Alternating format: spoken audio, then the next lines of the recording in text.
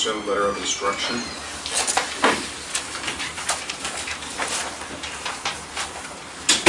The record reflected that Commissioner Schwartz has left the room. Yes, and for the record, he was not involved at the last meeting with this, as I understand it. But yes, Judge Schwartz has left the room for the record. As far as this letter of instruction, do we have any questions from the commission? I have a concern and a question, and I think it's important to state that my questions and concerns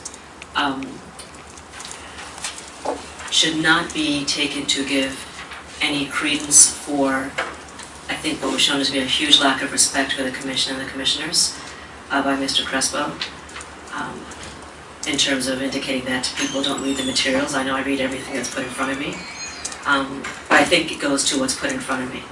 So my concern is to the extent that there may be some new information that may bear on whether this letter of instruction is appropriate.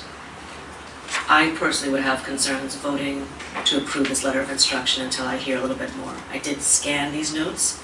I don't know whether it's true or not. I haven't seen the supporting documentation. But if there is information that we should have been made aware of, whether inadvertently or not, that it was not brought forward to my attention, I personally would be concerned about voting for this letter of instruction. Any other comments? Speaking for myself, I agree with the commissioner. I think there's some information that was brought to light today by Dusty that I'd like the opportunity to review what's been given to us. So I'd like to table this at this time to the next meeting. It'll give us the opportunity to review what's come before us. Okay, and I'd personally like to review the file, whatever was given to the public records, because I definitely don't want to make any recommendations or vote on anything based on a 3-page memo from Mr. Melton. Not that it's not good or accurate, but just to have a full picture, given the fact that there's allegations that there's information that we did not have before us when we were voting. And Mr. Borowski, I welcome any comments you have regarding this. Are you okay with tabling? Do you have any comments? Mr. Chairman, you can do whatever you'd like to do. I mean, just to remind you, you did find probable cause in the complaint against Mr. Russo. I don't know if you want to revisit that and find no probable cause or do something else in terms of what you did with that complaint. I mean, I unfortunately was not given any advance notice about what Mr. Melton was going to say. I wasn't provided with any copies of his notes. So I don't know off the top of my head the points that he's making, but from what I heard, it seems like he was saying a lot of things that really wouldn't affect the outcome of the case. But if you want to take some extra time to review it, that's certainly within your prerogative.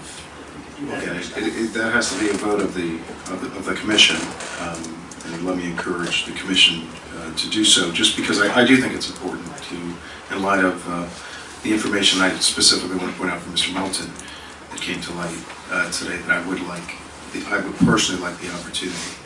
To assist the commission, I'm going to give Mr. Centorino a master set of all of my exhibits that I showed the commission and ask him to make copies for you to review. And if we can get those before we leave, Mr. Centorino, that'd be great. And it might not change, to go to what the advocate said, it may not change any decision.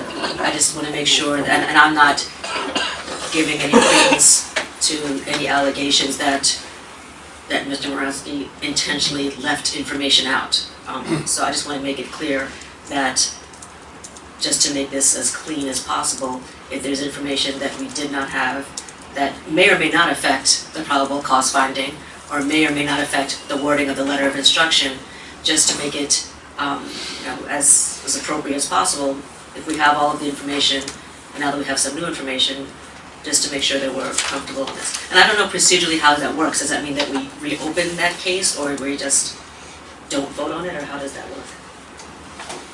Well, I don't think there's any problem with simply tabling this matter until the next meeting and give Mr. Borowski a chance to review if he has any further comments to make, or if the commission has other questions. I'm sure they can be addressed at the next meeting. I think that's appropriate.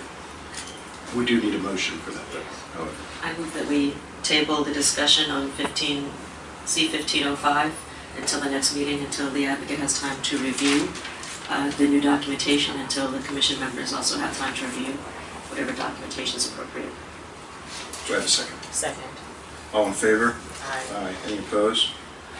Hearing none, we will go ahead and table C-1505.